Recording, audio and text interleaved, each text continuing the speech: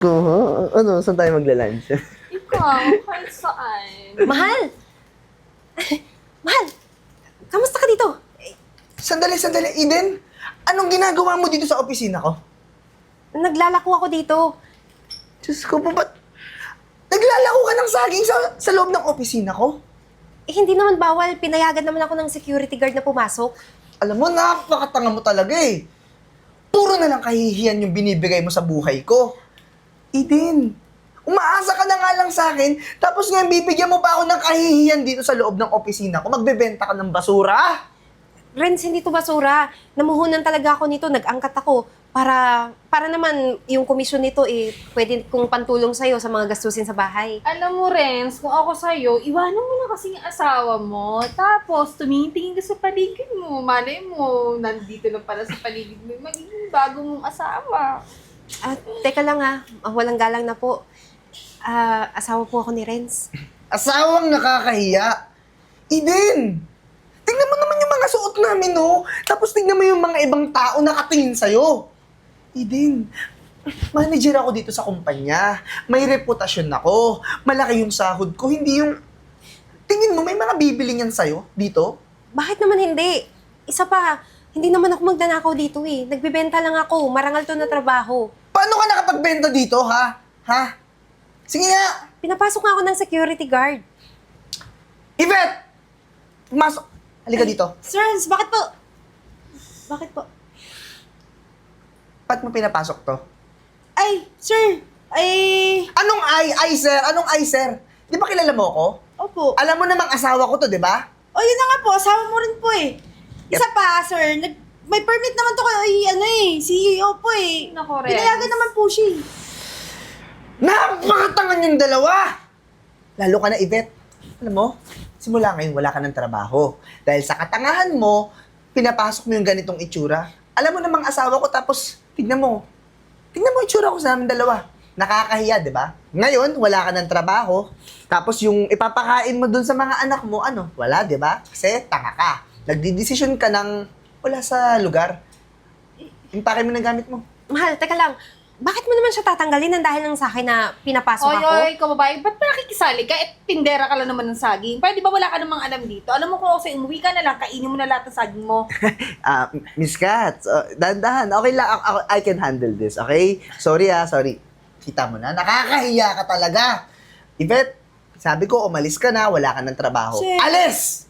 Renz! Umalis ka na! Ma'am, Alis!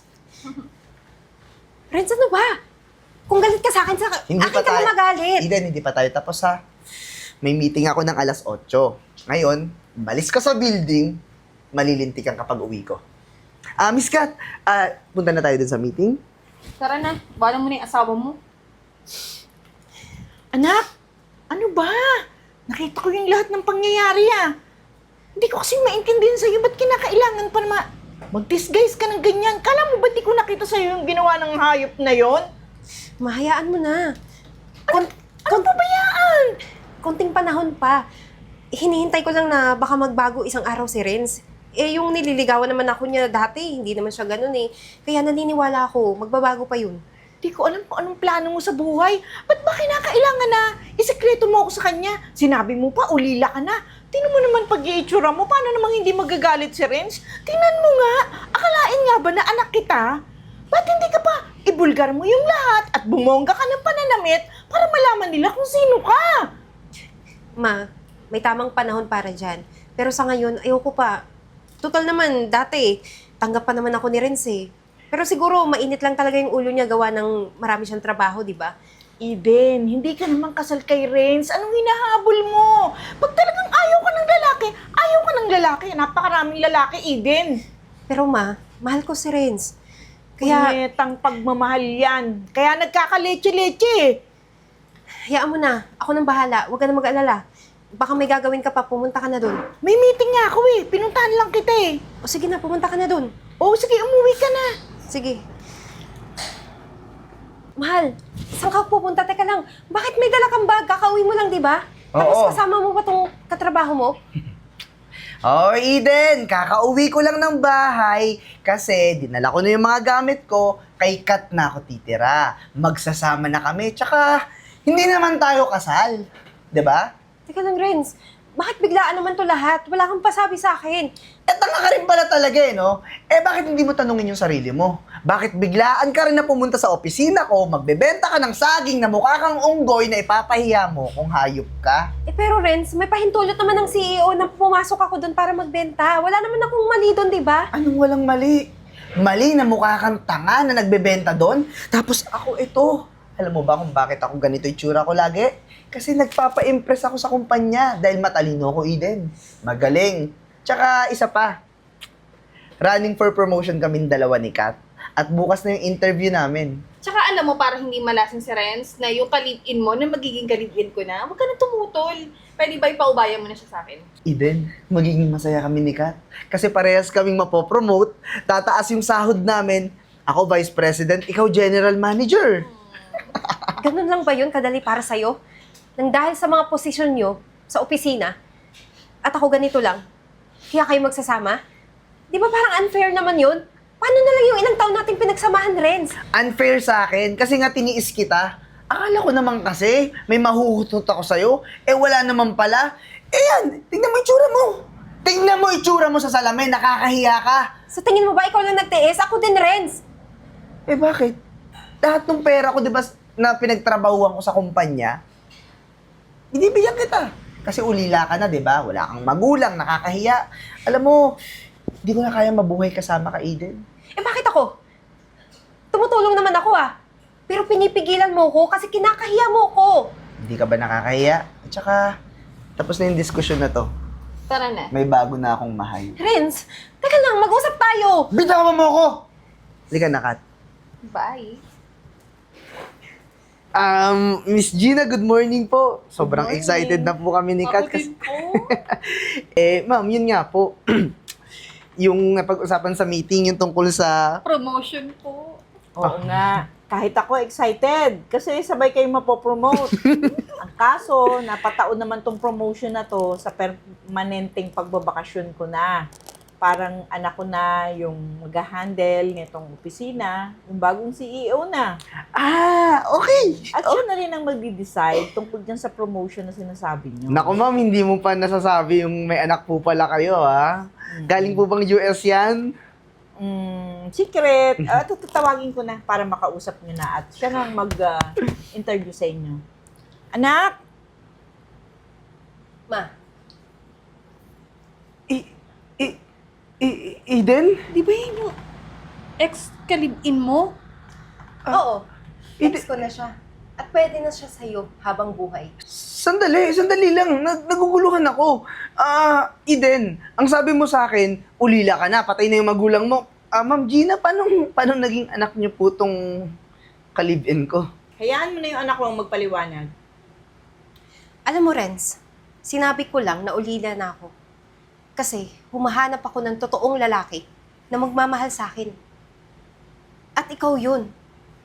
Pero buong akala ko, ikaw na hanggang huli. Pero hindi Bigla kang nagbago. Simula nung nakatungtong ka dito, sa company namin. Alam mo, dati pa sana tinanggal ka na ng nanay ko. Pero ako lang talaga yung nagpipigil. Kasi naaawa ako sa'yo. At hinahayaan kita.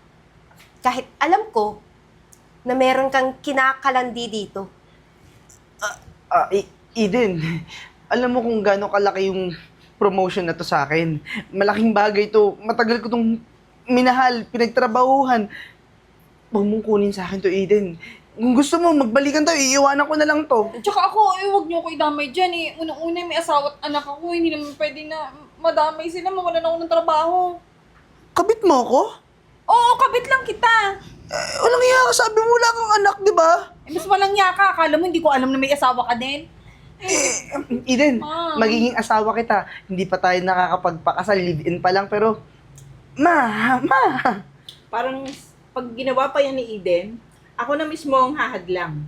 Alam mo, Renz, kung gano'n nagtiis si Eden sa'yo, gano'n din yung pagtitiis ko bilang magulang.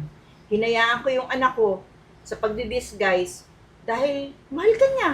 Pero anong ginawa mo? Harap-harapan mo siyang niloko. Kaya kahit ako, wala na rin pagtitiwala sa'yo. Kayong dalawa, kalimutan niyo yung promotion, umalis kayo dito sa opisina ko. Kasi kung tatanggapin pa kayo dito, paano na lang to? Anong mangyayari sa company ng nanay ko? Eh baka naman kayo maghari at magreyna dito. Kayo ang umangkin sa hindi nyo pinaghirapan. Eden, hindi niyo pwedeng gawin sa akin to. Bakit hindi magiging hindi? Ha? At kung habol nyo, yung sahod nyo, sige, titriplihin ko pa. Basta mawala lang kayo dito sa company na to. Eden, nagmamakaawa ko, huwag niyo akong tanggalin. Kailangan ko tong trabahong to. Renz, Ma'am. hindi ka kawalan sa anak ko. Naintindihan mo? Ma'am, Eden. Guard! Yes, Ma'am Gina. Sadali, tanggal na to Tinanggal ko na to eh. Pinabalik namin si Yvette. Nagpabalik ako ng maayos na tao at dapat tanggalin yung hindi mabubuting tao. Naintindihan nyo? Eden, huwag mo gawin sa akin to. Wala kang karapatang magtanggal ng tao. Tara na. Kasi hindi naman ikaw yung may-ari, di ba? Nagdidesisyon ka ng sayo lang. Trabaho lang yun ni Ibet. Sinusunod niya lang kung ano ang sabi ng CEO. Pero nagmatigas ka. At ito pa, hindi ka na magkakaroon ng trabaho. Alam mo kung bakit? Ipapa-blacklist na kita sa lahat ng company na kakilala namin. Pati ikaw. Tara na, lumabas tayo sa building Eden, na to. Eden, huwag mo gawin sa akin